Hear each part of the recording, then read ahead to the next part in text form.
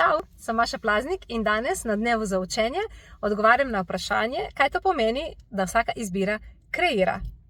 V okviru Access Consciousnessovih delavnic pogosto govorimo o tem, da karkoli izbereš, boš na podlagi te izbire nekaj v svojem življenju ustvarila.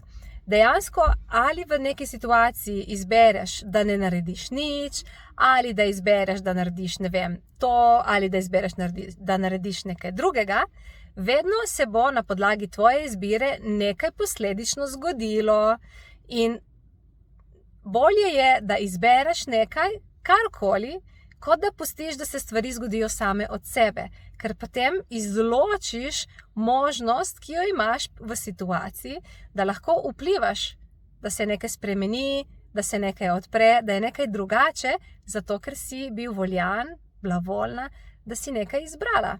Tako da ne pustiti, da se stvari dogajajo same od sebe. Bodi del svojega življenja, bodi del svoje kreacije, svojega ustvarjanja in izbiraj tisto, kar ti si trenutek začutiš. In ta izbira bo zate nekaj ustvarila.